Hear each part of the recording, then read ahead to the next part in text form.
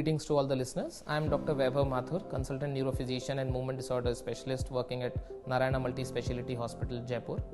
आज हम लोग बात करेंगे ट्रेमर्स या कंपन के बारे में.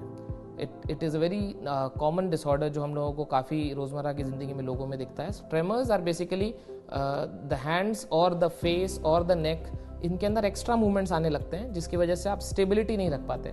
For example the most common kind of tremors जो हम लोग यंग एज में कई बार देखते हैं, these are called enhance physiological tremors. Performance anxiety के समय पे आपका कल प्रेजेंटेशन है, कहीं पे कुछ बोलना है, and then you have this kind of shaking of your hands. So this kind of shaking is a very general phenomenon related to anxiety and stress. और एनहांस फिजियोलॉजिकल ट्रेमर्स को बहुत इजीली हैंडल हम लोग tablet से भी कर सकते हैं और जनरल रीअश्योरेंस से भी कर सकते हैं. But what I want to discuss more is age related या एल्डरली के ट्रेमर्स जो मोर देन 60 एज के अंदर नए ट्रेमर्स स्टार्ट होते हैं. So these can be 3 major groups. So first I am going to tell about essential tremors. Essential tremors generally familial tremors होते हैं. आपके भी रहेंगे, आपके फादर के भी, या आपके ब्रदर्स के भी, या उनके ऊपर भी. So there is some family history of the tremors. दोनों हाथ या तो एक जैसे या एक में ज़्यादा एक में कम, इस तरह के ट्रेमर्स आपको मिलते हैं.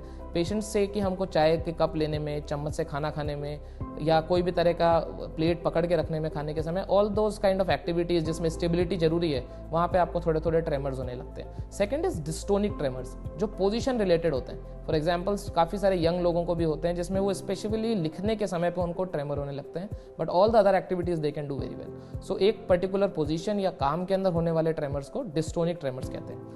And the third most important tremors जो एल्डरली में इंपॉर्टेंट है, these are called Parkinson tremors या रेस्टिंग ट्रेमर्स. पार्किंसन के ट्रेमर की खास बात क्या है कि when the patient is sitting talking to you या टीवी देख रहे हैं या कुछ काम कर रहे हैं, एंड एट रेस्ट उनका हाथ थोड़ा सा हिलने लगता है. We call it pill rolling kind of tremor, जैसे वो किसी पिल को रोल कर रहे हो. So such kind of resting tremors are very much suggestive of Parkinson's disease. इस तरह के किसी भी तरह के ट्रेमर की इलनेस को जनरली हम लोग एज रिलेटेड सोच के इग्नोर कर देते हैं, but they are very much treatable.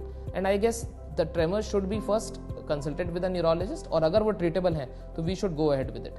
Take home message being कि you have to not ignore the symptoms, आपको उनके लिए ट्रीटमेंट लेना चाहिए. And we have got much advance therapy even more than tablets now. DBS is one of the things that we can offer to patients with refractory tremors जिनको बहुत ज़्यादा दिक्कत है, and we would like to help you out with that. Thank you.